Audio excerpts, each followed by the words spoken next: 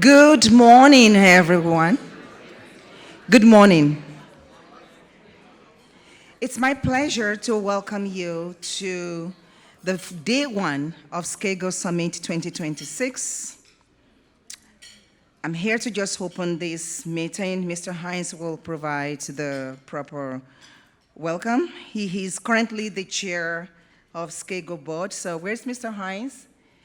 We are so excited. This is the chair of our board. Everybody give him a round of applause. So a little bit about Mr. Hines before I call him to the podium. Mr. Hines was working with Ontario Health at some point, and then moved on to Heart and Stroke. He's currently the Senior Manager, Health Equity Programs at Heart and Stroke. Mr. Hines holds a Bachelor of Science in Integrated Science from Carleton University and a Master's of Public Health from Western University's Interfaculty Program in Public Health.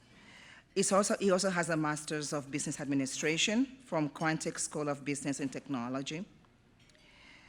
Mr. Hines brings over 16 years of experience working in public health research, digital health, and most recently, equity, inclusion, and diversity.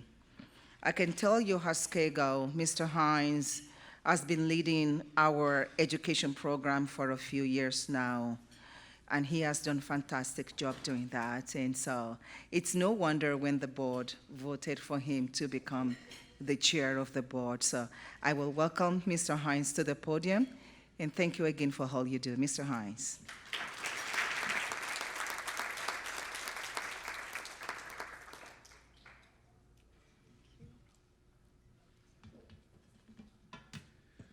Good morning, everybody. How are we doing? Good? I can't hear you. I have a bit of a hearing impairment on this here. How are we doing? How are we doing? That was real. That wasn't a joke. Fantastic. I'm always touched by seeing all your lovely faces here on a Friday morning, taking time out of your busy schedules to be with us today. As you can imagine, it's more than just delivering content and translating knowledge, but we're really trying to build connections, find ways for folks to work outside of summits and experiences like this to continue to drive forward the positive outcome we're trying to drive together. So, keeping with ceremony, I want to just take a second to acknowledge the lands that we're currently on and currently convening on today. We're on the current traditional territories of the Haudenosaunee, the Huron-Wendat, Anishinaabe, and Mississaugas of the Credit, on the territory covered by the Treaty 13. I myself am born and raised in Ajax, Ontario, the traditional territory of the Mississaugas of the Credit, adjacent to the Mississaugas of Scugog Island First Nation, in the territory covered by the Williams Treaty. And I take esteemed privilege to be given the opportunity to stand here before you, share opening remarks, welcome you with open arms, and I think also adopt you into the SCAGO family. I come here essentially serving the role of honoring my parents who gave me the opportunity to be here to grow, live, and play. And I now have the privilege of being a father of myself, raising two little ones who someday will be sitting in these chairs as well, thinking through how they can advance sickle cell care for folks living in our community. Many Black persons that came here before me came through a variety of different means, including the transatlantic slave trade or immigration. But the beauty of it is we all have a place now to stay and call Canada home. And with that comes the responsibility to advance truth and reconciliation. So I look forward to working with you in lockstep to make sure we can achieve that goal. Thank you. So, not to say that was well timed, but I do want to provide some logistics, like where the bathrooms are, ensure people know where they can get their waters and their beverages. There's no libations at this point in time, sorry. This is going to be a formal event, but you can find juices, coffee, water immediately outside the room there. As you come out the room and turn left, you'll see bathrooms. And we ask, as you can imagine, if you could place your phones on mute and silent during today's proceedings, just out of respect for our contributors who spent so much time building their presentations. Where do I begin? This year's theme wasn't something we came to haphazardly. It is in truth about continuing to transform care for those living with sickle cell disease. Breakthroughs to better lives, transforming care across the sickle cell journey isn't something that can be achieved in one day. So the beauty of this summit is continuing the momentum we built over the last few years with many of you folks here. And That's the idea, continuing to drive that momentum in collective, as a collection of people. The fact that so many of you have chosen to spend your day here, tomorrow as well, learning, sharing, and connecting around sickle cell disease is something worth celebrating. So I want to give you all a round of applause since you've been so great to be here with us today.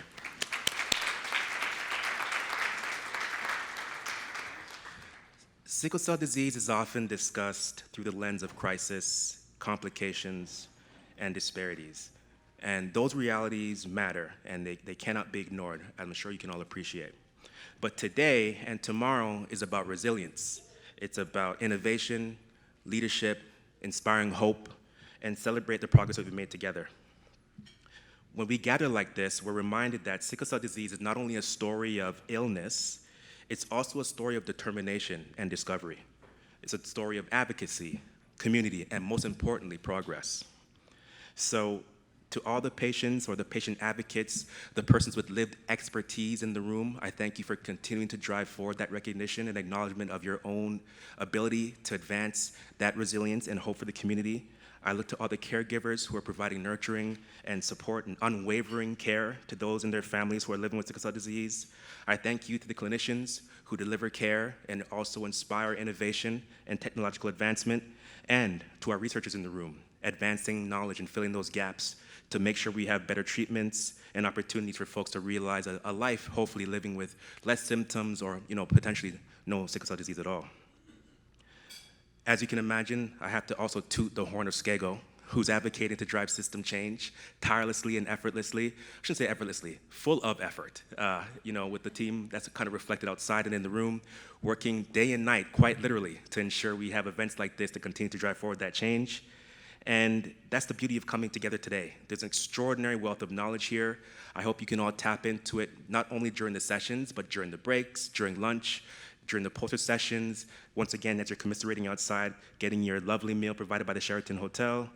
I challenge you all to challenge assumptions, learn from one another, build connections, but most importantly, leave with new ideas and renewed energy. This summit is a reminder that progress happens when lived experience, science, care, and advocacy come together in one room. So it's fitting that we transition now to our welcoming remarks from MPP Tom Rakocevic, who has been not only a friend, but a champion of sickle cell disease awareness for quite some time, a longtime supporter of the SCAGO, and also we're currently residing in his catchment area. So we kind of have a duty to pay homage to the guy, making sure we have the lights on. So without further ado, I pass the microphone over to Tom to give us welcoming remarks.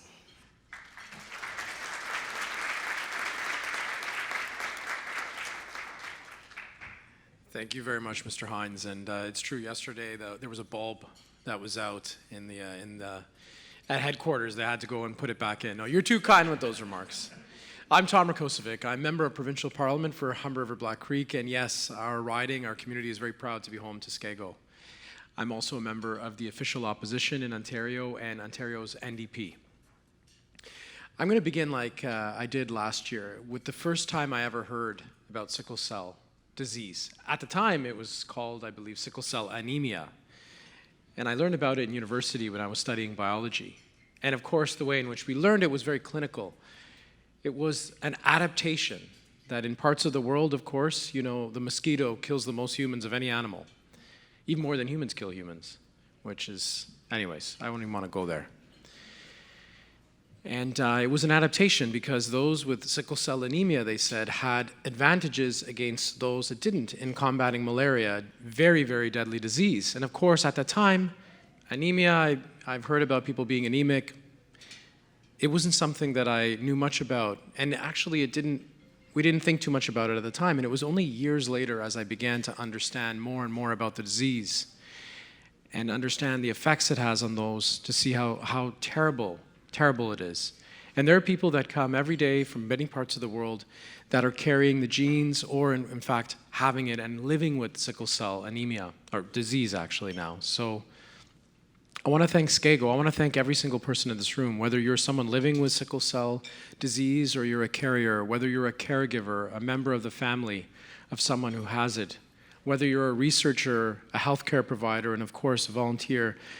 making SCAGO, enabling them and empowering them to be able to do the important work they're doing. I want to thank you. Keep going. And the asks that you have are so simple, they're so sensible. One, to proactively let parents know that when a child comes into this world, if they are a carrier, they may have the gene. Let them know proactively. Trust in parents that they're going to know what to do with that information. There are many rare diseases that may exist out there, and parents want information. Knowledge is power. Knowledge is power. And so let's make sure that healthcare providers have the education necessary to be able to let parents know what that means, but of course, give people the knowledge so that they can plan for their future, whatever that may be. And secondly, we know that there are drugs and other ways that people that have sickle cell disease could find help. And there are new drugs and new pathways that might actually give people their best chance at living, a relatively healthy life. Why aren't we making those drugs available for free? And so I think that this is something that the government should really strongly consider, that if there are ways to help people, to do it. I think it's something we should all do. We should all love one another. We should all help one another. It's so important. And so without work of SCAGO, without all of you in this room, without your advocacy, without you spreading the knowledge and fighting, well, without that, we can't make the change that is necessary. So each and every one of you are making a difference. I know I'm a member of provincial parliament.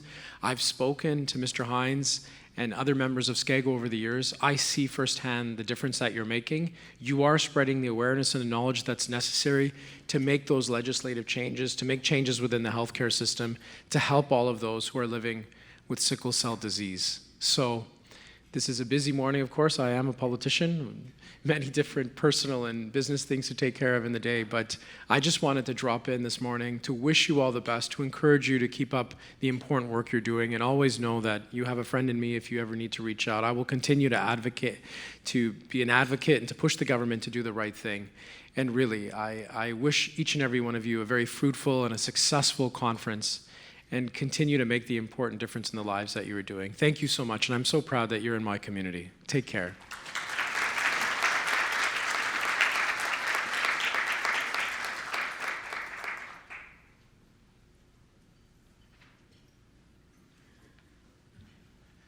The fun does not stop there. So joining us on stage next, we have a representative, the senior counselor at the Nigeria High Commission. Much like MPP Tom Rakocevic, he's been a longtime supporter and partner of the SCAGO through contributions, both financially and just in the valuable contributions of his time.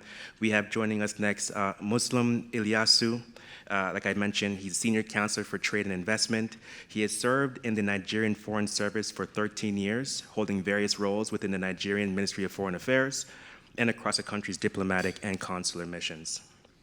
Throughout his career, he has served in Madrid, Spain, Guangzhou, China, and at the Permanent Mission of Nigeria to the ECOWAS. In April of this year, he was posted to Ottawa, Canada, where he currently serves at the Nigerian High Commission. So if you could join me on stage, Mr. Muslim Illiayasu.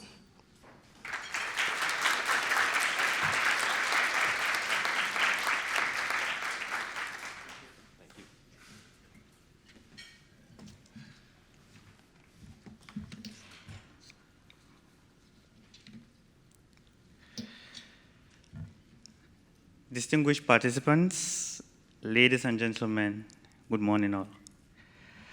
It is a privilege to join you at the 6th Annual Sickle Cell Disease Summit. On behalf of His Excellency, Ambassador Isaac Folorunsho Adewale, High Commissioner of the Federal Republic of Nigeria to Canada, I convey warm greetings and commend the organizers, healthcare professionals, researchers, advocates, community leaders, and all partners whose commitment continue to advance the cause of persons and families affected by sickle cell disease.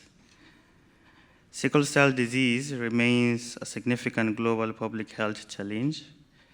Its impact extends well beyond the individual patient, affecting families, communities, and the broader socio-economic fabric. For Nigeria, therefore, initiatives such as this summit are not only timely, but deeply relevant. The well-being of Nigerians in diaspora remains an important priority to the Nigeria High Commission. Our presence here today is consequently an expression of Nigeria's solidarity with Nigerians affected by sickle cell disease, and of our commitment to supporting efforts that promote greater awareness, improved care, advocacy, and community support.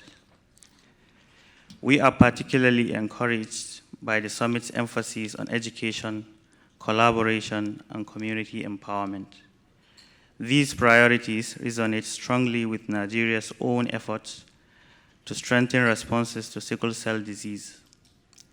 The High Commission is ready to facilitate stronger linkages between Canadian healthcare institutions, researchers, civil society organizations, as well as community groups and their counterparts in Nigeria. We see considerable scope of cooperation in research, capacity building, knowledge exchange, and the sharing of best practices in prevention, diagnosis, and management of disease. This commitment also forms part of our broader approach to diaspora engagement. At the Nigeria Diaspora Investment Conference held in Toronto last week, we underscored the important role of our diaspora in investing in Nigeria's future. But investment in Nigeria's future must also include investment in the healthcare and well-being of our people. A healthcare and more resilient Nigerian diaspora is better positioned to contribute meaningfully to the development and prosperity of both Canada and Nigeria. Distinguished participants, as we deliberate over the next 2 days, I encourage all of us to look beyond awareness towards action.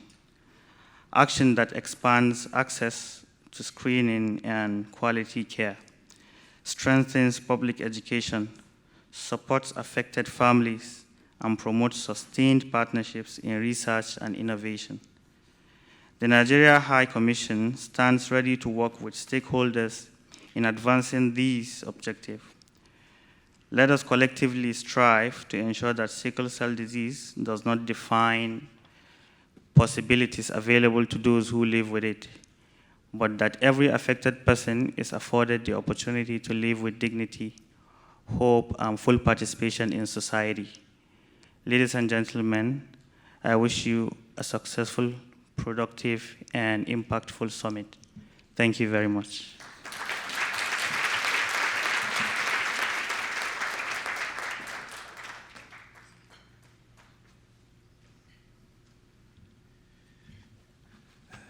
Thank you, Muslim, for those empowering words to kick off and close off our welcome and opening remarks.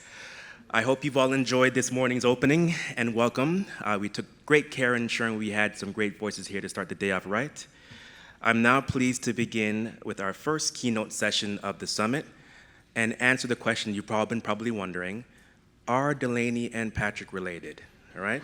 We're taking bets outside. It's 1 to 2, so you guys can do the odd work there, but we'll reveal the truth towards the end of the summit, so you won't want to miss that.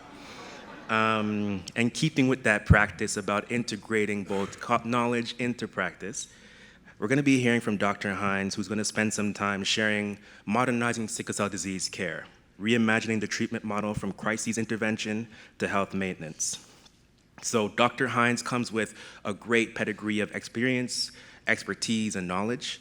He's currently a pediatric critical care physician, physician scientist, and founder and CEO of Functional Fluidics. Given the sharing of our last name, I automatically have equity in said company. It's a biotechnology company focused on measuring red blood cell health. He's also a professor of pediatrics at Wayne State University School of Medicine.